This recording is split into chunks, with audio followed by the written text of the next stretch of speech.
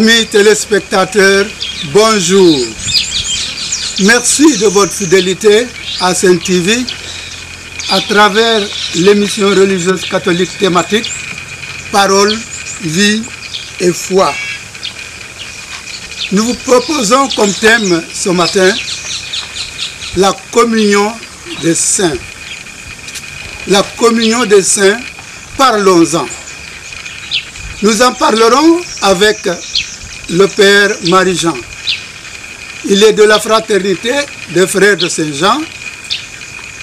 Il est le recteur du sanctuaire marial de Popenguine. Vous devinez pourquoi nous sommes là, au pied de la Vierge, à la grotte de Popenguine. Père Marie-Jean, bonjour. Bonjour Frère Martin et bonjour chers téléspectateurs et téléspectatrices de Saint TV. Bienvenue à Popenguine. Merci Père Marie-Jean. Lors de notre dernière production sur l'activité missionnaire de l'Église, nous avions parlé, nous nous rappelions ce que signifie l'Église, ce qu'est l'Église. Nous disions l'Église est le lieu où fleurit l'Esprit de Dieu. L'Esprit qui fait triompher la vérité. Et nous disions que dans le langage chrétien, le mot Église désigne l'assemblée liturgique, mais également la communauté des croyants en Jésus-Christ, communauté rassemblée par Dieu à travers le monde.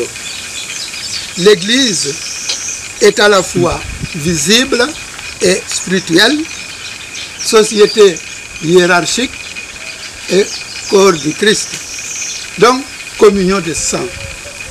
La communion des saints. Alors, Père Marie-Jean,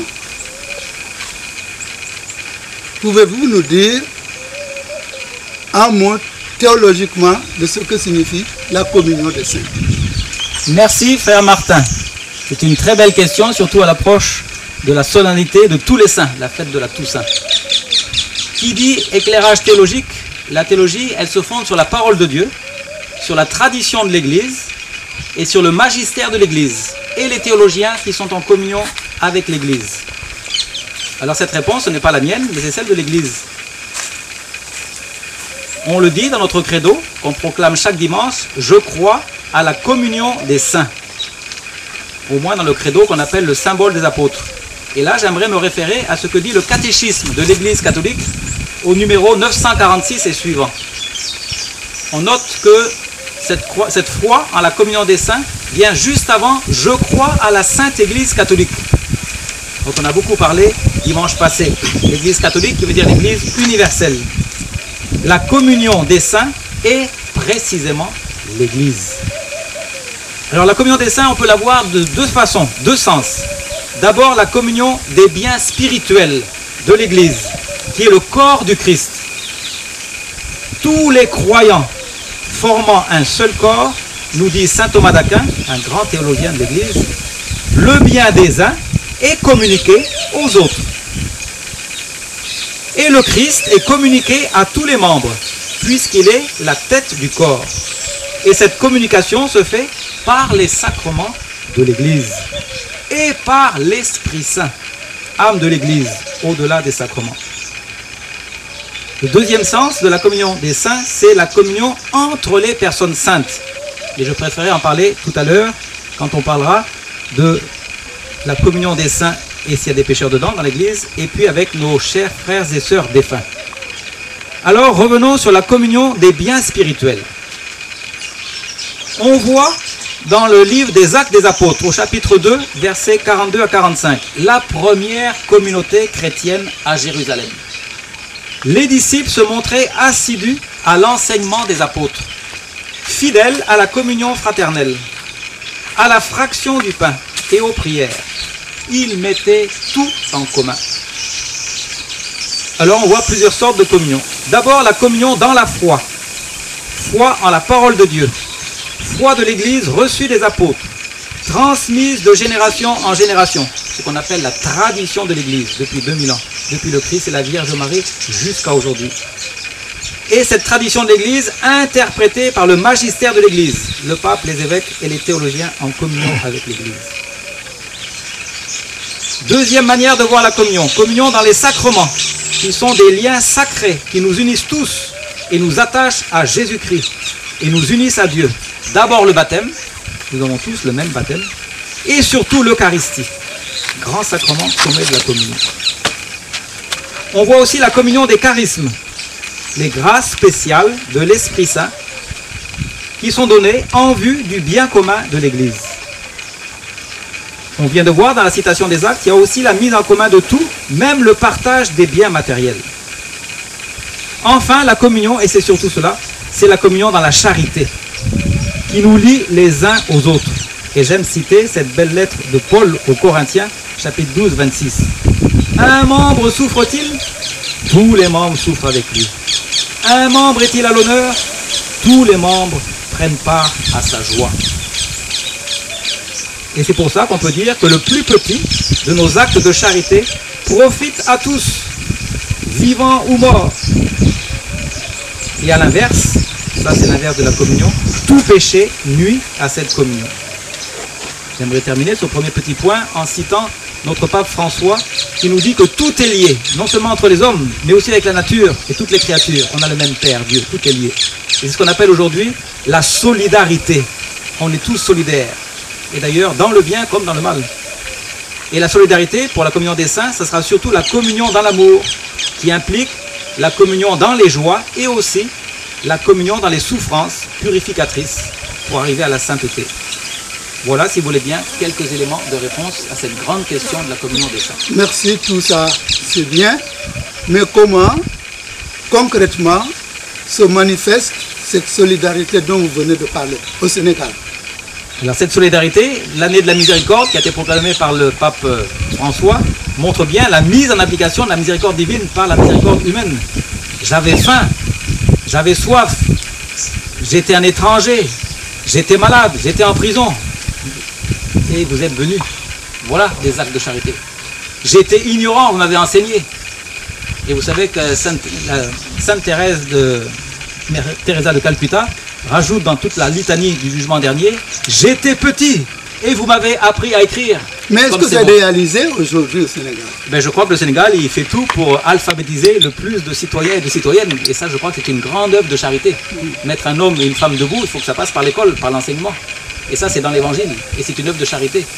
Et c'est ça qui nous fait entrer dans la communion des saints.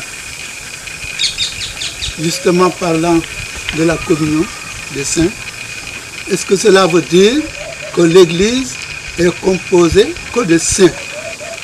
Alors ça, c'est une deuxième question très importante. L'Église est une communion, c'est vrai. Et l'Église, elle est sainte. On le dit à la fin de notre credo. Elle est une, sainte, catholique et apostolique. Ah, c'est un grand mystère. Tu as parlé tout à l'heure de l'Église visible et invisible. Il y a toute une partie de l'Église qui est sainte. Mais déjà celle qui est au ciel. Oui, dans sa forme achevée, au ciel, l'Église est sainte. Ceux qui sont en zone intermédiaire, qu'on appelle le purgatoire, on y reviendra tout à l'heure, ils sont en voie de purification, ils sont en voie de sainteté. Et nous, on se débat, on est dans le combat spirituel. L'Église sur terre, elle est en chemin vers la sainteté, elle est en pèlerinage, elle est en sanctification. Mais quand même, le Christ s'est livré pour elle, pour la sanctifier. Et le plus fort, c'est que l'Église, même si elle n'est pas encore sainte, elle est sanctifiante. C'est elle qui, avec la grâce de Dieu, fait des saints et des saintes. J'aimerais aussi vous citer le reproche d'une dame qui avait fait ce reproche à un cardinal de la Sainte Église, en lui disant « Il y a trop de pécheurs dans l'Église ». Et vous savez ce qu'a répondu le cardinal? « Madame, c'est bien dommage que tous les pécheurs n'y soient pas tous. » Et oui, l'Église est faite pour les pécheurs. Et Jésus le dit bien, le médecin n'est pas venu pour les bien portants, il est venu pour les malades. Donc l'Église, elle est faite aussi de pécheurs, mais qui sont conscients d'être pécheurs et qui veulent se convertir et qui sont sur le chemin de la sainteté. C'est tout un cheminement. Cela veut-il dire que seuls les baptisés font partie de l'Église? Non, parce que là aussi, d'abord il y a le baptême de désir. Oui, quelqu'un qui aurait un enfant, le père s'y oppose, la maman veut absolument, le baptême est là, ce qu'on appelle le baptême de désir. Et après, il ne faut pas oublier ce qu'ont dit les anges à la naissance du Sauveur, ils ont dit paix aux hommes de bonne volonté. On ne t'a pas demandé si tu étais baptisé ou quoi. Paix aux hommes de bonne volonté. Tous ceux qui ont un cœur droit et sincère, on y reviendra tout à l'heure avec les défunts, sont appelés au salut. C'est pas que les baptisés. Et d'ailleurs, Jésus a dit dans la finale de Saint Matthieu, de toutes les nations, faites des disciples, baptisez-les au nom du Père et du Fils et du Saint-Esprit. Il a dit de toutes. Il faut qu'il y ait un chrétien au moins dans chaque nation. Il n'a pas dit de baptiser tout le monde. Et justement, le chrétien, il est le sel de la terre, la lumière du monde. Et grâce à lui, il va entraîner ses frères et sœurs dans le mystère de la communion des saints. Il porte ses frères, il porte ses sœurs. Un père de l'église, Origène, disait qu'un catholique, c'est quelqu'un qui est responsable de tout homme devant Dieu. Il le porte, il ne le critique pas, il le porte, il l'aime, et il l'offre à Dieu. Ça, c'est une très belle l'amour vocation. sans frontières. Amour sans frontières. C'est ce qui veut dire la catholicité en grec. Et l'universalité en latin. Vous avez parlé des anges. Oui. Font-ils partie de la communion des saints? Ah, ça, c'est une question très délicate. Pour répondre à cette question, il faut bien savoir ce que c'est que l'Église. L'Église, elle est d'abord... Bon, on peut dire que les anges, ils sont en communion avec l'Église, ça c'est vrai, mais ils n'en font pas à proprement parler partie. Pourquoi? Parce qu'ils ne font pas partie du corps du Christ. Ils n'ont pas de corps. Hein. Et il est bien dit dans l'épître aux Hébreux que le Christ s'est fait homme, il ne s'est pas fait ange. Et c'est les hommes qu'il est venu sauver. Et l'Église, c'est la communion de tous les sauvés. Donc, ils ne font pas partie du corps du Christ, ils ne font pas partie à proprement parler de l'Église. Mais ils sont reliés au Christ tête d'une autre manière. C'est pour ça qu'on dit que le Christ est le roi des anges. Et les anges font partie du royaume. Le royaume est plus étendu que l'Église. Et la Vierge Marie elle-même, on l'appellera la reine des anges. Ce que nous enseigne le catéchisme de l'Église catholique, c'est que le Christ est le centre du monde angélique. Les anges ont été créés par lui et pour lui. C'est en lui qu'ont été créées toutes choses, dans les cieux et sur la terre, les visibles et les invisibles, trône, seigneurie, principauté, puissance. Tout a été créé par lui et pour lui. J'ai cité la lettre aux Colossiens, chapitre 1, verset 16. Et ils sont les messagers du salut du Christ. Mais le salut n'est pas pour eux. Donc on dit qu'ils enveloppent l'Église, mais ils ne sont pas dans l'Église. Mais toute la vie de l'Église bénéficie de leur aide. Les Michel, les Gabriel, les Raphaël. On dit même que Saint Michel est l'ange gardien de l'Église. Et nos anges gardiens à nous. Et enfin, le dessein de Dieu est de récapituler toutes choses sous un seul chef, le Christ. Les êtres célestes comme les êtres terrestres. Et là, j'ai cité l'Épître aux Éphésiens, chapitre 1, verset 10. Donc on pourrait dire, pour répondre à votre question, les anges ne font pas partie vraiment de l'Église, mais ils font partie du royaume, et font partie de la grande famille de Dieu. Ce sont nos grands frères, ils ont été créés avant nous, et on a le même Père, mais on ne dira pas Église. On ne dira pas Église. Si je vous demandais, c'est quoi être saint? Ah, c'est quoi être saint? Être saint, vous savez que dans les Actes des Apôtres, les premiers chrétiens, on les appelait les saints. Après, on les appelait les frères. Vous êtes tous des saints. Voilà, on est tous des saints. C'est-à-dire qu'on est appelés à la sainteté. Le baptême fait de nous, par notre attachement au Christ saint, qui est le premier de tous les saints, et à la Vierge Marie, fait de nous un saint. Donc on est un saint en puissance. On a une petite partie de sainteté en nous, dans notre cœur, dans notre foi. Et il y a tout un combat, une pédagogie pour petit à petit vaincre le mal en nous et faire le passage du vieil homme, qui est toujours là, et qui sera là jusqu'à notre mort, à l'homme nouveau, qui sera recréé dans le Christ. Donc le saint, c'est celui qui veut mettre la parole de Dieu en pratique. Et Jésus l'a dit, c'est pas celui qui dit « Seigneur, Seigneur » qui entrera dans le royaume des cieux, mais celui qui accomplit la volonté de mon Père, qui garde ses commandements, qui vit des béatitudes. Lui, il est saint. Cela veut-il dire que tous les hommes et toutes les femmes, sans exception, sont appelés à la sainteté? Sans exception. C'est vrai. Tous les hommes et toutes les femmes, sans exception, sont appelés par la grâce de Dieu à la sainteté. Sinon, il ne les aurait pas créés. Au paradis, il n'y a que des saints. Et c'est ce que le Concile Vatican II appelle la vocation universelle des hommes à la sainteté. Tous sont associés d'une manière que Dieu connaît au mystère pascal du Christ. Parce que personne ne peut entrer dans le paradis sans passer par le passage de la mort et de la résurrection, ce qu'on appelle le mystère pascal du Christ. Chaque personne est appelée à imiter au moins un aspect de la vie du Christ. On a beaucoup parlé de l'imitation de Jésus-Christ. Au moins un aspect. Et c'est ce qu'on appelle les spiritualités. Les uns imiteront comme l'a fait Saint Benoît, c'est-à-dire la louange, la vie communautaire contemplative. Les autres comme l'a fait Saint Dominique, ça sera la prédication. Les autres ont fait comme Saint Jean de Dieu, ça sera le soin des malades. Ou d'autres comme les ordres enseignants qui veulent enseigner les plus petits. Donc chacun doit au moins mettre en pratique un aspect du mystère du Christ. Mais même sans le savoir, on est appelé à la sainteté. Je prends l'exemple de la maman qui, en Inde, est mère de famille qui a 10 enfants, qui aime son mari, qui élève tous ses enfants avec le meilleur d'elle-même, mais elle n'est pas chrétienne. Elle va pas aller en enfer, celle-là. C'est une femme de bonne volonté. Et tout ce qu'elle a fait de bien, ça sera récompensé au dernier jour. Et à sa mort, elle va faire le mystère pascal, elle rencontrera le Christ, qui juge les vivants et les morts. Et, ah, c'est toi que j'ai servi sans le savoir. Et oui, chaque fois que tu as fait du bien à tes enfants, c'est à moi que tu l'as fait. Et elle découvrira la foi chrétienne au dernier jour.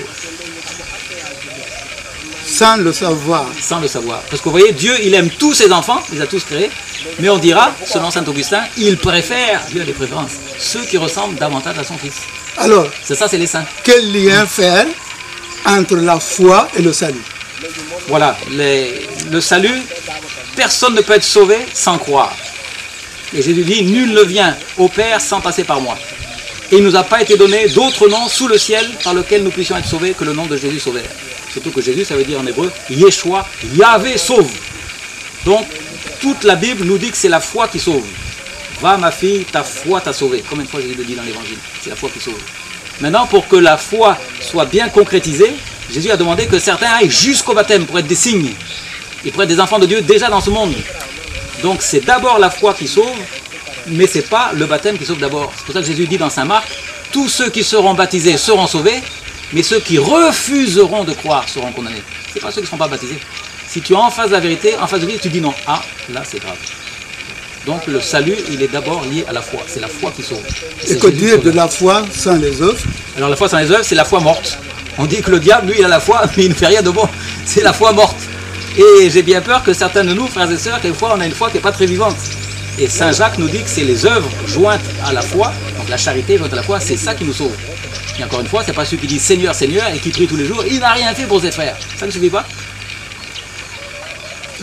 Il faut que la foi soit accompagnée par ses fruits, les œuvres. Et c'est pour ça que dans cette année, on a les 7 œuvres de miséricorde pour le corps et les 7 œuvres de miséricorde pour l'esprit, pour l'âme. Pouvez-vous revenir un peu plus largement sur ces œuvres de miséricorde? Voilà, ces œuvres de miséricorde, le pape François nous l'a rappelé, ça vient d'une partie du jugement dernier. On sera jugé au dernier jour, dans Matthieu chapitre 25, sur ce qu'on aura fait aux plus petits, qui sont les frères de Jésus. Donc, donner à manger à ceux qui ont faim. Donc tout le monde est frère de Jésus. Ben, tout le monde est frère de Jésus, en le sachant ou sans le savoir. Parce que le Christ s'est fait homme. Il ne s'est pas fait catholique, Jésus. Il s'est fait homme. Donc il embrasse toute l'humanité. C'est extraordinaire. Jésus ne s'est pas fait catholique. Il s'est fait homme. C'est plus fort encore. Il s'est fait universel, oui. Ouais. Et catholique, ça veut dire universel. Universel. Souvent les gens ne comprennent pas. Catholique, c'est pas quelque chose de petit. Ça veut dire universel. C'est un mot grec. Et Jésus est universel. Il veut embrasser toute l'humanité. Et comme on dit, Dieu n'oublie personne. Okay. Nous allons vers la clôture de l'année jubilaire de la miséricorde. Oui. Les fruits. D'après vous, vous êtes ici à Popenguine, à la basilique. Est-ce que vous constatez les fruits de la miséricorde? Ah oui, ça je dois dire que cette année a été bénie. L'année de la miséricorde a été ouverte à Popenguine par le cardinal Théodore Adrien Sarr le 13 décembre. Et c'était une très belle cérémonie d'ouverture et elle sera fermée par Monseigneur Benjamin Ndiaye lors des ordinations sacerdotales qu'on aura approfondies le 19 novembre, la veille de la clôture officielle de la Porte Sainte à Rome. Et le nombre de pèlerins qui sont venus, en groupe, en paroisse, en école ou individuel, et qui ont franchi cette Porte Sainte, c'est vraiment édifiant. Les uns l'ont franchi même en se mettant à genoux. Et les autres ont regretté tous leurs péchés. Parce que pour franchir la Porte Sainte, il faut justement appeler la miséricorde divine, c'est-à-dire la confession, se mettre dans la communion des saints, c'est-à-dire communier à l'Eucharistie, au moins dans la semaine, et puis prier aux intentions du Saint-Père, qui récapitule toutes choses dans sa prière. Donc vraiment, il y a de très beaux fruits, comme d'ailleurs aussi à Tiadiaï pour le diocèse et à Notre-Dame de Victoire à la cathédrale. Donc on remercie le Seigneur d'avoir inspiré le pape François, d'avoir mis un signe sans signe pour cette miséricorde divine, le passage de la Porte Sainte, qui est le Christ lui-même, qui est la porte du ciel. Le pape François disait, je le cite, on peut franchir 10 fois la porte de la miséricorde, mais si son cœur est fermé, on sait de rien. En dites-vous? Voilà, tout à fait. Et quand on dit qu'il faut franchir la porte de la miséricorde, il faut voir aussi dans notre cœur, est-ce qu'il n'y a pas une petite porte qui est encore fermée? Quelqu'un que je ne salue pas? Quelqu'un à qui je n'ai pas pardonné? Donc tu as beau franchir la grande porte sainte, si cette petite porte dans ton cœur n'est pas ouverte, la grâce ne passera pas. Et ça c'est très important, la porte c'est un symbole extrêmement parlant. Il faut, comme disait le pape Jean-Paul II au début de son pontificat, ouvrez les portes à Jésus-Christ, ouvrez votre cœur à Jésus-Christ. Et n'ayez pas peur, et la miséricorde va s'engouffrer. Dieu n'attend que ça. De pénétrer au plus profond de notre cœur, nous sanctifier. Merci Père Marie-Jean. Nous allons passer à une phase publicitaire avant de revenir sur le plateau. Le salut est réservé à tous les enfants de Dieu. Loué, loué, loué, loué, loué, loué, loué, Hosanna. Man maa tudd Joseph Ndoye paroissien Popenguine dama bëggoon a laaj ñaari laaj l'abbé Pierre Marie-Jean recteur de Popenguine dama ko bëgg a laaj parce que léegi dama dégg mooy affaire yi sainteté ma laaj ko nu ñuy tànn saint yi suñuy biir des fois damay lire ci benn këyit ñu ne tel saint def na lii ak lii ak lii ak lii te fu ñu nekk fii en Afrique damay gis ñoo xam ne dañuy def loo xam ne moo ëpp sax lu bari la xam ne kooku lu muy def moo ëpp ku ñu nommé saint te ñoom duñ ko nommé saint. Deuxième question damay laaj est-ce que ku tudd Joseph wala ku tudd Benoît wala ku tudd Jacques mooy nekk saint est-ce que ku tudd Jegaan wala Ngoy wala Ndew mënta nekk saint moo la bëggoon a laaj parce que la plupart saint yu ñu gis yëpp presque ay Benoît Jean te koy figure damay laaj ko nag est-ce que nit du tudd ay Jegaan Ndew du mën a nekk saint moo la bëggoon laaj abbé bi merci. jaajëf Jean Ndoye Père Marie-Jean dégg nga laaj yu am maanaa yu nga xam ne Jean Ndoye laaj bi loo ciy wax loo ciy tontu. jërëjëf Joseph Ndoye di sa laajte bu xóot digale gaañu salaña kum bu rëy la te yàlla rek moo xam li nekk ci biir xolu nit lu moo tax am na ñu sel yu bare te kenn xamul leen donc bu jàllee ci loolu man ci suma walla dama ñaan ngir suñu mbokk colonel feu colonel Pierre Faye ba tey wa église waxul dara ci moom mais yaakaar naa dina wax parce que nit kooku ku sell la su fekkee Pierre Faye nekkul ci àdduna dama jàll et am na ay yaay yi ak paa yi ak jeunes yi formidable ci àdduna si ak ci Sénégal wante canonisation mooy processus su église catholique defaguñu ko mais loolu terewul ñu nekk ci aljana ci fetu Toussaint ak fetu Dem Sira yi dinañu ñaan ci Saint Carmel mais am na ñu nekk ci aljana bu yàgg loolu lu rafet la donc nañu góorgóorlu ku nekk topp yoonam di gàddu croix Jésus Christa te suñ pexe xel mu sell mi ak Mariama sunu ndey ju sell ji ñu dugg ci aljana ay saint lañu et yaakaar naa ne am na ay saint ci biir ci réew mi ci Sénégal yàlla xam na ko et peut-être itam dina am proclamation ou sainteté ci at yi di ñëw. mu ngi doon laajte aussi ne ndax est-ce que ku tudd Pierre Jean Martin rek la ñu mën a wax ne saint la est-ce que am na ay saint Ibrahima ay saint Kumba ay saint yi. waaw ci prénom chrétien yi ci baptisé la jógee. donc ci cosaanu jàngu bi toujours dañu jël nit ku sell mais ci cosaanu jàngu bi amoon na ay païens comme Paul ci Rome la jógee Paul mooy ku tuut la bu tuuti la et léegi am na Paul mu sell mi Léon le Grand ku mag la et am na Léon le Grand mu sell mi et Léon lu mu tekki mooy gaynde mooy jogo yi oui donc gojo yu sell mi amul problème Léon mooy lion wande am na ay tour yu xaw a jafe comme amul yaakaar wow amul yaakaar dafa jafe pour nekk sel wala comme bëggul dafa jafe mais Ibrahima amul dara muy ci day niroo ak Abraham bay jullit yëpp amul problème Adama ak Awa donc ñu jël d'abord ñi gaañu sel nañu ci l'évangile wala ci bible bi te itam ci sunu cosaan et man gis naa ci registre baptisé am na ay turu séeréer wala turu dara ñu sel amul problème foog ñu commencer c'est là ci xeet yëpp léegi Jean sang mu sell mi gis naa ci Apocalypse am na ci xeet yëpp ci àdduna si ay nit yu sell ci dàkk yëpp am na ay pël yu saint am na ay séeréer yu saint ay tukulóor yu saint yëpp ay wolof yu saint tout yàlla moo ko def et loolu la yàlla bëgg tout le monde est appelé à la sainteté ay doomu yàlla lañu il s'appelle Paul Pierre Ibrahima Fan je ne sais pas alors Père Marie-Jean am na beneen question bu ma la bëggoon laaj wax nga léegi lu dem ci les biens de tous les saints ndax mën nga dellu ci affaire boobu ci wolof. Alors, Parmi les membres de l'Église, Christ est la tête. Donc, nous avons tous part au bien apporté par Jésus. Mën nga ñu wax tuuti lu jëm loolu ci wolof.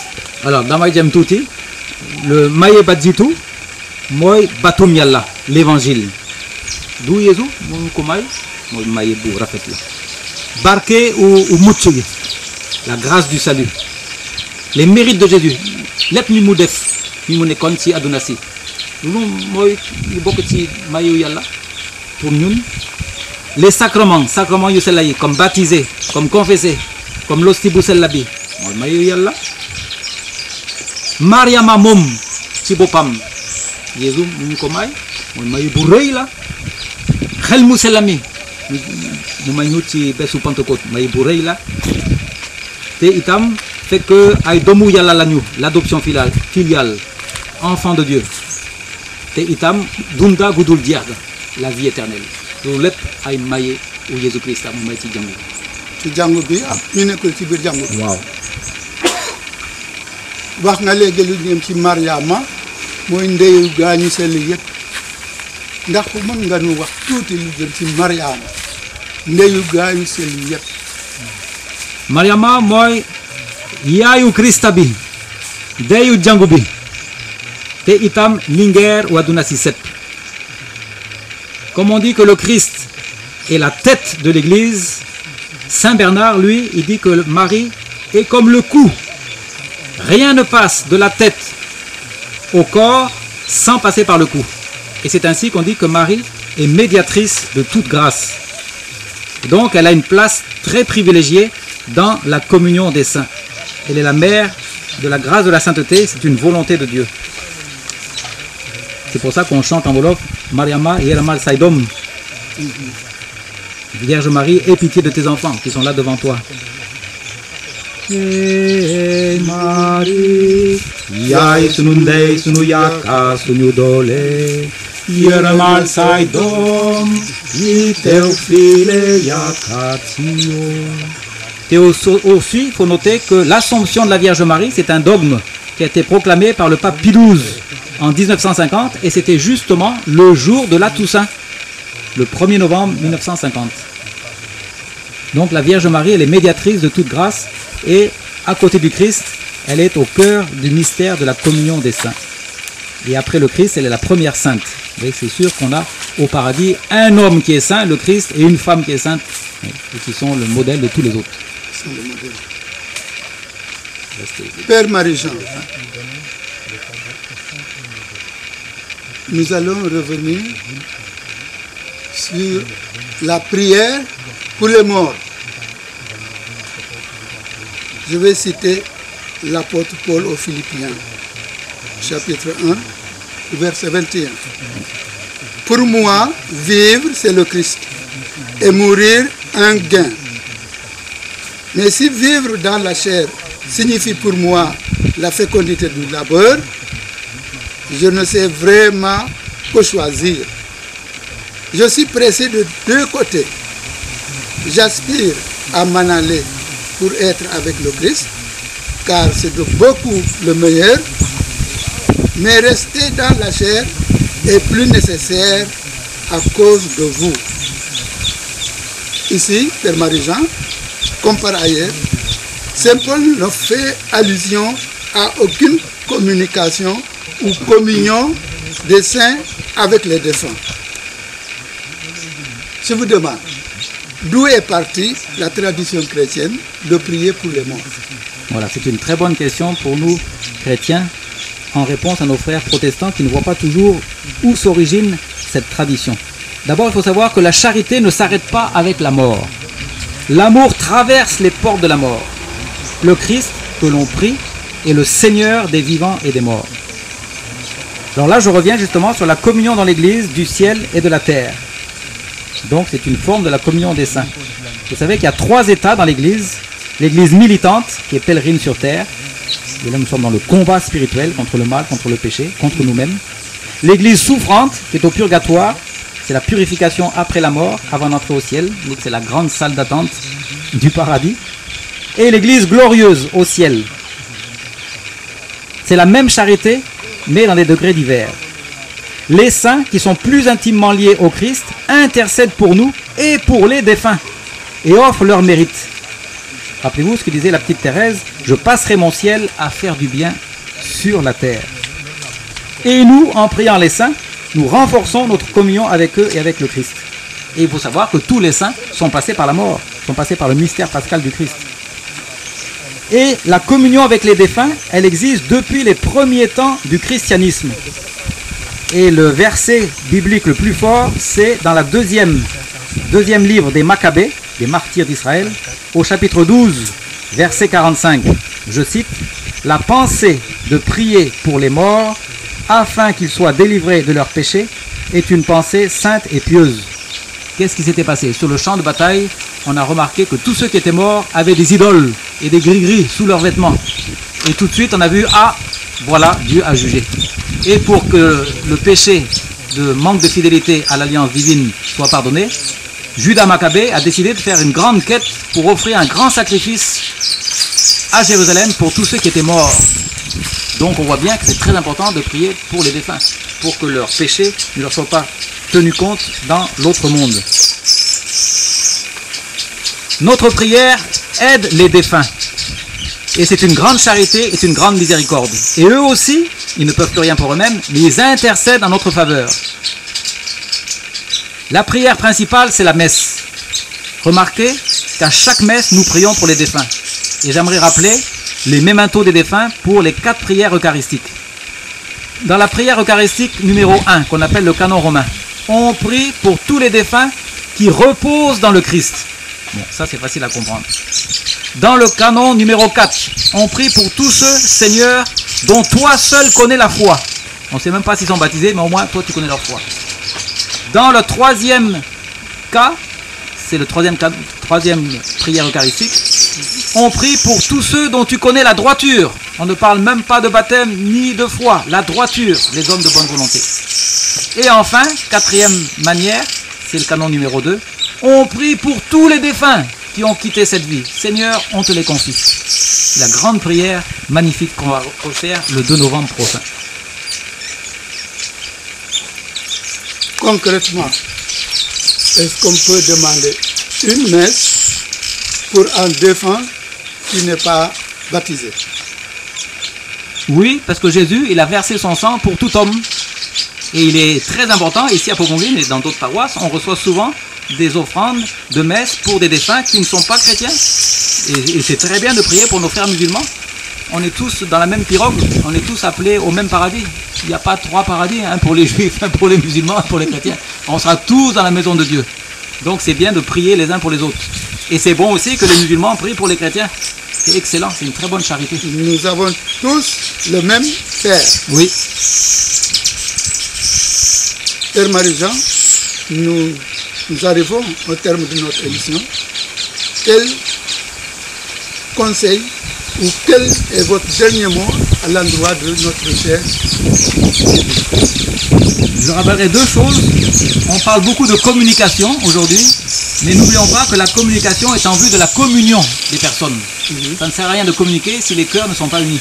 Et c'est ça que nous rappelle la communion des saints. Et la communion des saints, on pourrait l'appeler le grand internet du bon Dieu. On est tous connectés sur l'Esprit Saint. C'est extraordinaire, ça. La communion des cœurs. Et là-bas, il y a toujours le réseau. Hein?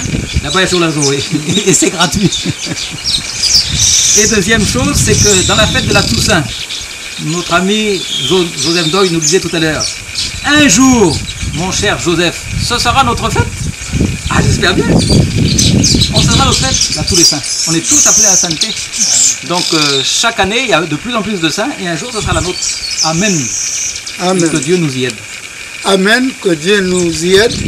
Nous arrivons au terme de notre émission. Grand merci à vous, chers téléspectateurs. Merci à Babacar pour son travail remarquable à la caméra. Merci au monteur, merci à la régie et à dimanche prochain.